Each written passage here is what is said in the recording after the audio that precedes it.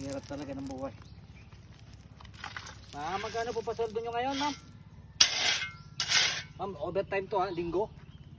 Linggo po. Di ba sinabi ng foreman mo sa'yo? Nang ano po?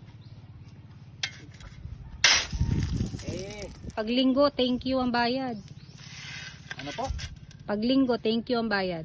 Thank you. Oo. Damn! 12 seconds later. Ay, hindi ko nabibili sa tindahan. Pakibilisan mo ha. Punuin mo yan ng graba lahat para hindi maputik. Ganun po ba? Oo. Saglit lang po. Dahil thank you, bahala kayo dyan. Tingnan nyo. Parang may naamoy ako hindi maganda. Kasamahan mo, break time nyo na. Binayaran mo sila. Oo. Bakit sa akin wala?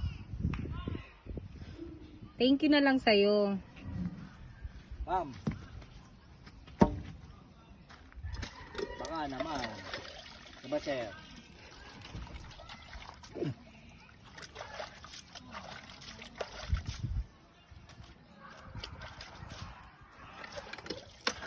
Di pa nga maayos yung gawa mo eh. Ang pupunuin ko to. Tapos lulunurin kita rito. Dahil ayaw mo mag... Tignan mo tong ginawa mong CR, wala pang bintana. Oh my God! Wow!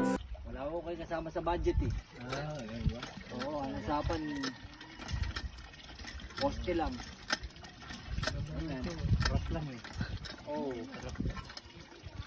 Tapos yung mga bakod, putol-putol. Walang budget eh. Walang budget eh.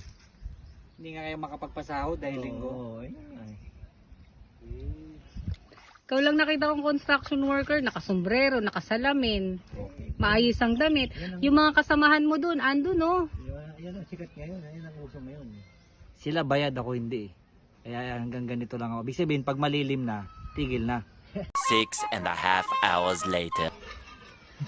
Room service. Room service po. Room service po.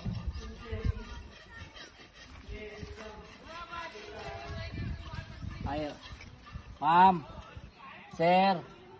Ma'am or sir po ba? Ma'am or sir? Oh, tayo na mo. Bibihis ka na? Baka mabasa ka.